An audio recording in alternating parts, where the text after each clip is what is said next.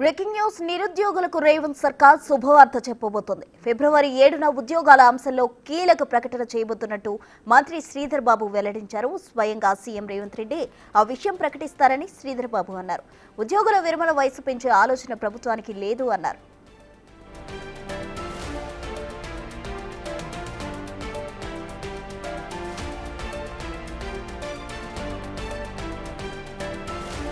ప్రభుత్వం ఏర్పడిన మొదటి ఏడాదిలో ఇప్పటికే 50,000కు పైగా ఉద్యోగాలు ఇచ్చినట్టు ప్రకటించింది ప్రభుత్వం. ఇప్పటికే గ్రూప్ 1, 2, 3తో పాటు పలు పరీక్షలు నిర్వహించిన తెలంగాణ ప్రభుత్వం ఇప్పుడు మరిన్ని ఉద్యోగాలపై ప్రకటన చేయబోతోంది.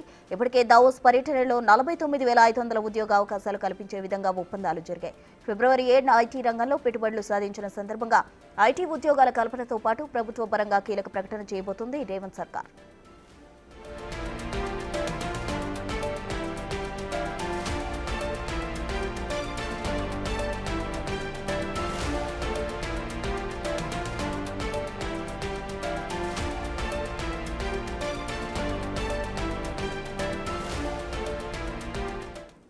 నిరుద్యోగులకు రేవంత్ సర్కార్ శుభవార్త చెప్పబోతుంది. పూర్తి వివరాలు మా ప్రతినిధి హరికృష్ణ అందిస్తారు. హరికృష్ణ,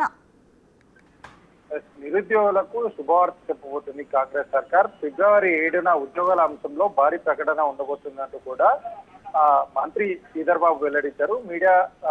నిన్న మీడియా సమావేశం తర్వాత ఆయన మీడియా ప్రతినిధులతో చిట్చాట్ నిర్వహించారు. ఈ చిట్చాట్ సందర్భంగా ఆయన ఫిబ్రవరి 7న ఏదైతే నిరుద్యోగులకు భారీ ప్రకటన, ఉద్యోగ విషయంలో భారీ ప్రకటన చేయబోతున్నాం, స్వయంగా ముఖ్యమంత్రి రేవంత్ రెడ్డి ఈ యొక్క ప్రకటన చేశారంటూ కూడా ఆయన వెల్లడించడం జరిగింది. ఇప్పటికే కాంగ్రెస్ సర్కార్ అధికారంలోకి వచ్చిన తర్వాత దాదాపుగా 50,000కు పైగా ఉద్యోగాలు అయితే భర్తీ చేయడం జరిగింది. ఇప్పటికే గ్రూప్ 1, గ్రూప్ 2, గ్రూప్ 3 పరీక్షలు కూడా సక్సెస్ఫుల్ గా నిర్వహించడం జరిగింది. ఈ యొక్క రిజల్ట్ కూడా ప్రకటించే అవకాశం అయితే కనిపిస్తుంది. ఇప్పటికే దావోస్ పర్యటనకు సంబంధించి పెట్టుబడులు దాదాపుగా 49,500 కోట్ల ఉద్యోగ అవకాశాలు ప్రైవేట్ రంగంలో కల్పించే దిశగా అయితే ప్రభుత్వం పెట్టుబడులు తీసుకొని రావడం జరిగింది. ఫిబ్రవరి 7న ఐటీ రంగంలో పెట్టుబడులు సాధించిన సందర్భంగా ఐటీ ఉద్యోగ కల్పనలో కూడా అటు ప్రభుత్వ ఉద్యోగాలతో పాటు ఐటీ ఉద్యోగ కల్పనలో కూడా ప్రభుత్వం ప్రకటించే అవకాశం అయితే కనిపిస్తుంది. ఇప్పటికే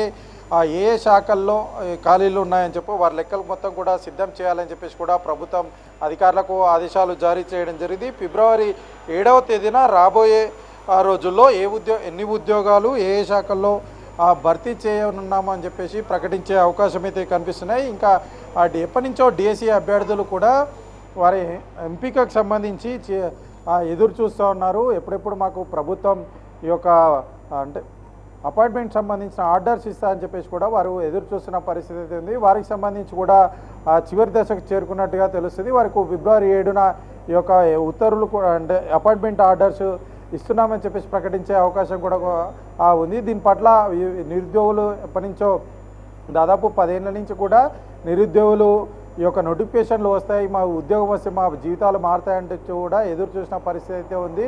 అయితే కాంగ్రెస్ సర్కార్ అధికారంలోకి వచ్చిన తర్వాత వరుస నోటిఫికేషన్లతో దాదాపు 50,000 ఉద్యోగాలు పైగా భర్తీ అయితే చేయడం జరిగింది. అంతేకాకుండా జాబ్ క్యాలెండర్ కూడా విడుదల చేయడం జరిగింది. ఈ నేపథ్యంలోనే ఫిబ్రవరి 7న ప్రభుత్వం ఏం ప్రకటిస్తుందని చెప్పేసి కూడా సర్వత్రా ఆసక్తిగా ఎదురు చూస్తున్న పరిస్థితి అయితే ఉంది. అటు గ్రూప్ 1, గ్రూప్ 2, గ్రూప్ 3కి సంబంధించిన రిజల్ట్ కావచ్చు, కొన్ని అంటే ఏదైతే చాలా శాఖల్లో కూడా ప్రభుత్వం ఇప్పటికే ఎన్ని ఖాళీల్లో ఉన్నాయి, ఏ శాఖల్లో ఎన్ని ఖాళీల్లో ఉన్నాయని చెప్పేసి కూడా ప్రభుత్వం మొత్తం లెక్కలు కూడా తీయాలని చెప్పేసి అధికారులకు ఆదేశించిన నేపథ్యంలో నిరుద్యోగులంతా కూడా చాలా ఆసక్తిగా ఎదురు చూస్తున్నారు. ఫిబ్రవరి 7న ప్రభుత్వం ఎట్లాంటి గుడ్ న్యూస్ చెప్పబోతుందని చెప్పేసి కూడా వారంతా కూడా ఆసక్తిగా ఎదురు చూస్తున్న పరిస్థితి అయితే ఉంది.